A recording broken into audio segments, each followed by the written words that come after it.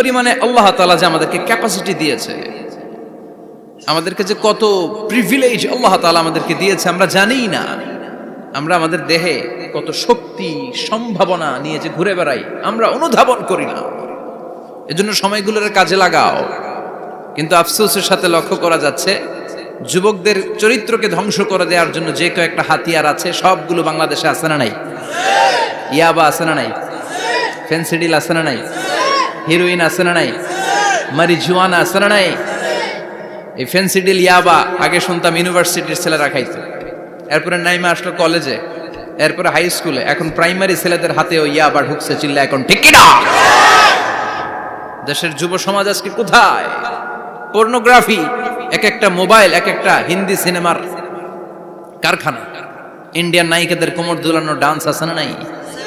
Smartphone নিয়ে ছেলে smart হয়, কিন্তু ইমান আখলাক চরিত্র সব শেষ। অপরাজনীতি, রাজনীতির নামে মন্দ খারাপ প্রতিহিংসামূলক ছাত্র রাজনীতি, নেতারা এই যুবক ছেলেদেরকে ইউজ করে, ওর বিরুদ্ধে ও মার, তুই ওরে মার, ওনারা থাকে অন্য জায়গায়, আছে না নাই?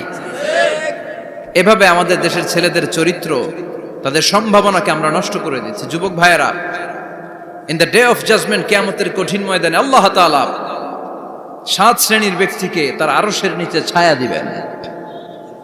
এর মধ্যে এক শ্রেণী হচ্ছে তোমরা যারা যুবক, শাবুন নাশাআ ফি ইবাদাতিল্লাহ, ওই যুবক যারা তাদের যৌবনে তাদের সময়টা, তাদের দিন, তাদের রাত তারা আল্লাহর ইবাদতে কাটিয়েছে। সুবহানাল্লাহ পড়েন। 7 শ্রেণীর মধ্যে 2টা শ্রেণী হলো যুবক। একটা হলো যৌবন সময়ে যারা আল্লাহর ইবাদতে রাত কাটায়, সময় কাটায়। আর দ্বিতীয় ওই যুবক, যে যুবককে কোনো নারী অন্যায় কাজের, অন্যায় প্রেম করার পরকীয়ার অফার দেয়, ওই অফারকে ক্যান্সেল করে ওই যুবক বলে ইন্নী আখাফুল্লাহ, আমি এই পরকীয়ার দিকে যেতে পারি না, কারণ আমার অন্তরে ভয় আছে একজনের, তিনি কে? যাদের হৃদয়ে আছে আল্লাহর ভয় তারা কবু পথ ভুলে যায় না।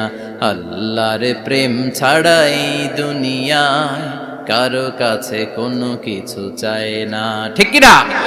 রাতের আধারে যারা সেজদাতে রয়, দু চোখের শ্রুতে নদী যেন বয়। আল্লাহু আকবার। তো তাহাজ্জুদ পড়বে কখন?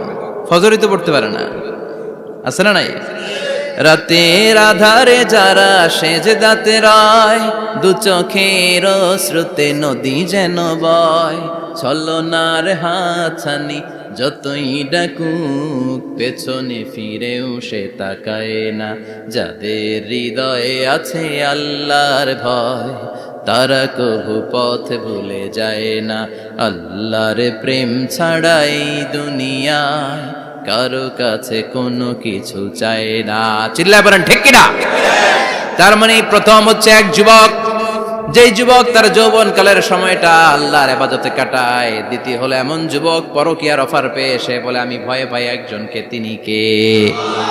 এজন্য যুবক, তোমার অন্তর আল্লাহর ভয় থাকতে হবে। তোমার সময়টা এমনি কাটানো যাবে না, ইবাদতে কাটাতে হবে, ঠিক কিনা? এজন্য আমরা নামাজের পরে বলি রাদিতু বিল্লাহি রাব্বা, আল্লাহকে রব হিসেবে পেয়ে আমরা খুশি। তারপরে বলি অবিল ইসলামি দীনা, ইসলামকেও দিন হিসেবে পেয়ে আমরা খুশি না বেজার? কথা কন, খুশি না?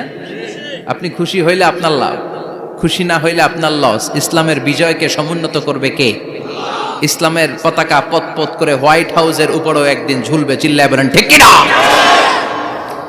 আল্লাহ বলেন খবরদার, ফু দিয়ে ইসলামের বাতি তোরা নিভাতে পারবি না। ইউরিদুনা লিউতফিউ নূরাল্লাহি বিআফওয়াহিহিম ওয়াল্লাহু মুতিম্মু নূরিহি ওয়ালাউ কারিহাল কাফিরুন।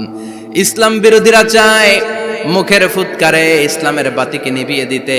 আল্লাহ বলে খবরদার, ষড়যন্ত্র করে লাভ নাই, ইসলামের বিজয় আমি নিশ্চিত করে দেব। স্যামুয়েল হ্যান্টিংটন একটা বই লিখেছে, দ্য ক্লাশেস অফ সিভিলাইজেশন। ওই বইতে তিনি বলেছেন এই যে সভ্যতার সংঘাত, এত সভ্যতা, চায়না সভ্যতা, আর্য সভ্যতা, বৈদিক সভ্যতা, সিন্ধু সভ্যতা, মহেঞ্জোদারো সভ্যতা, ইরাকীয় সভ্যতা, মিশরীয় সভ্যতা, একটার পর একটা সভ্যতা পৃথিবীতে এসেছে, একটার পর একটা সুপার পাওয়ার। এখন সুপার পাওয়ার হচ্ছে ইউনাইটেড স্টেটস অফ আমেরিকা, ধারণা করা হচ্ছে এরপরে চায়না হবে সুপার পাওয়ার, আবার অনেকে বলছে এরপরে ইন্ডিয়া হবে সুপার পাওয়ার। এভাবে একটার পর একটা সুপার পাওয়ার যাওয়ার পরে সর্বশেষ যে সুপার পাওয়ারটা পৃথিবীর বুকে মাথা উঁচু করে দাঁড়িয়ে থাকবে সেটার নাম হচ্ছে ইসলাম। সেটার নাম কি? তার নমুনা গোটা বিশ্বব্যাপী আছে না নাই? ইসলামকে যত দমাইতে চায় এটা আরো উপরের দিকে ওঠে। সুবহানাল্লাহ কইবেন না? ইসলামের বৈশিষ্ট্য হচ্ছে চারা বীজের মতো। চারা বীজ তো আপনারা চিনবেন, নিমসারের মানুষ। বীজ, ইসলাম হচ্ছে বীজের মতো। ইসলামের শত্রুরা ইসলামকে মাটিতে গেড়ে দিতে চায়, কিন্তু ইসলাম হচ্ছে বীজের মতো, চারা বীজ। চারা বীজ মাটিতে গেড়ে দিলে কি হয়? কথা কন। আর গজিয়ে ওঠে, মাটি ফেড়ে উপরের দিকে উঠে চিৎকার করে বলেন ঠিক কি না? ইসলাম হচ্ছে টিউবের মতো। টিউব, পুকুরে যারা নতুন সাঁতার কাটতে যায় ডুবে যাতে মারা না যায়, টিউব নিয়ে সাগরের মধ্যে নামে। এই টিউবকে যত আপনি পানির নিচে ডুবাতে চাইবেন, টিউব আর উপরের দিকে ভেসে ভেসে ওঠে। সুবহানাল্লাহ পড়েন। ইসলামরে তো ওরা চিনে নাই। ইসলাম হচ্ছে চারা বীজের মতো, ইসলাম হচ্ছে টায়ারে টিউবের মতো। এটার যতই নিচের দিকে নামাইতে যায়, এটার বৈশিষ্ট্য হচ্ছে এটার ধাক্কা মারলে এটার উপরের দিকে ওঠে। সুবহানাল্লাহ কইবেন না? গোটা বিশ্বব্যাপী আজকে ইসলামের গণজোয়ার, হাজার হাজার লোক কালিমা পড়ে মুসলমান হচ্ছে। গত কিছুদিন আগে আফ্রিকাতে এক লোক এক গ্রামের কয়েক হাজার মানুষকে এক ময়দানে দাঁড় করিয়ে একসাথে শাহাদাতের বাণী পাঠ করিয়ে মুসলমান বানায় ফেলছে। এই আফ্রিকার বুকে এতদিন আমেরিকার কাজ ছিল, এটারে বলে Tansir, Christian missionary. Lakh lakh dollar দিয়ে আফ্রিকার দেশগুলোর মধ্যে গরিব গরিব মুসলমানগুলোরে তারা নাসারা বানাতো। এই বিষয়টা যখন মুসলিম স্কলারদের নজরে এলো, এখন গোটা বিশ্বের সব মুসলিম স্কলাররা আফ্রিকায় যে ইসলামের দাওয়াতকে প্রচার করে দিচ্ছে। গ্রামকে গ্রাম খ্রিস্টান সম্প্রদায় লা ইলাহা ইল্লাল্লাহ মুহাম্মাদুর। ঝিনুকের ভেতর লুকিয়ে থাকে যেমন মতি, ঝিনুকের ভেতর লুকিয়ে থাকে যেমন মতি, কলমা শাহাদাতে আছে আল্লাহর জ্যোতি, কলমা শাহাদাতে আছে আল্লাহর জ্যোতি। পড়েন সবাই। ঝিনুকের ভেতর লুকিয়ে থাকে যেমন মতি, ঝিনুকের ভেতর লুকিয়ে থাকে যেমন মতি, কলমা শাহাদাতে আছে আল্লাহর জ্যোতি, কলমা শাহাদাতে আছে আল্লাহর জ্যোতি। ঠিক কি না? এই জ্যোতি যদি একবার কারো হৃদয়ের মধ্যে স্থান করে নেয়, এই নুরানি আলোর ছোটা যদি কারো হৃদয়ের মধ্যে জায়গা দখল করে নেয়, পৃথিবীর কোনো মতাদর্শ তার অন্তরের মধ্যে আর থাকতে পারে। গ্রামকে গ্রাম আফ্রিকাতে এখন কালিমা পড়ে পড়ে মানুষ মুসলমান হয়ে যাচ্ছে। সুবহানাল্লাহ পড়েন। একদিন আমেরিকার হোয়াইট হাউসের উপরেও কালিমার লা ইলাহা ইল্লাল্লাহর পতাকা পতপত করে উড়বে। চিল্লায় বলেন ঠিক কি না? এজন্য আমরা বলি ওয়াবিল ইসলামি দীনা, ইসলামকে ধর্ম হিসেবে পেয়ে আমরা খুশি না বেজার? After the Twin Tower attack, the number of Muslims in America already have been doubled. Now it's tripled. Twin tower অ্যাটাকের আগে আমেরিকায় যত মুসলমান ছিল, এটা গত কয়েক বছর ধরে ছিল ডবল, এখন এটা ট্রিপল হয়ে গেছে। মানে টুইন টাওয়ার অ্যাটাকের আগে আমেরিকায় মুসলমানের সংখ্যা যা ছিল, এখন এটা 3 গুণ বাড়ছে। ইউরোপ, আমেরিকাতে মসজিদের সংখ্যা বাড়ছে, দাওয়াতি কাজের সংখ্যা বাড়ছে। এমনকি হার্ভার্ড ইউনিভার্সিটিতে, অক্সফোর্ডে, ক্যামব্রিজের ভেতরে, MIT, Massachusetts institute of technology, সায়েন্সে যারা পড়ে এদের স্বপ্ন MITর ভিতরে ইসলাম ঢুকে গেছে।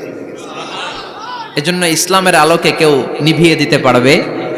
ইসলামের গতিকে কেউ থামিয়ে দিতে পারবে? এটা অসম্ভব।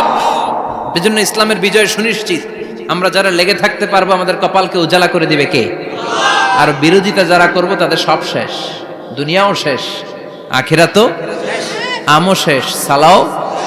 এজন্য আমরা বলি রাদিতু বিল্লাহি রাব্বা, আল্লাহ তোমার রব হিসেবে পেয়ে আমরা বড্ড খুশি। ওয়াবিল ইসলামি দীনা, ইসলামকে ধর্ম হিসেবে পেয়ে আমরা খুশি। ওয়াবি মুহাম্মাদিন রাসূলা, বিশ্ব নবীকে রাসূল হিসেবে পেয়েও আমরা খুশি না বেজার? এমন রাসূল, গোটা বিশ্বের শ্রেষ্ঠতম রাসূল, শ্রেষ্ঠতম ব্যক্তিত্ব, যার কাছ থেকে পজিটিভ কোনো জিনিস ছাড়া নেগেটিভ কোনো জিনিস প্রকাশিত হয় নাই, সব ইতিবাচক। Always come back positive, not go back negative. সবসময় পজিটিভ বলতেন, পজিটিভ ভাবতেন, পজিটিভ কাজ করতেন। কোন নেগেটিভ, নেতিবাচক কোনো কিছু বিশ্বনবীর জীবনে খুঁজে পাওয়া যায়? চিল্লায় বলেন, খুঁজে পাওয়া যায়? As a father, as a husband, as a commander, as a lawyer, as a reformer of the society, Muhammad is the superman of the world. গোটা বিশ্ব এখন তাকে সুপারম্যান ভাবতেছে, boss, boss of the all bosses. পৃথিবীতে যত বস এসেছে সব বসের সবচেয়ে বড় বস হচ্ছে বিশ্বনবী মুহাম্মদ সাল্লাল্লাহু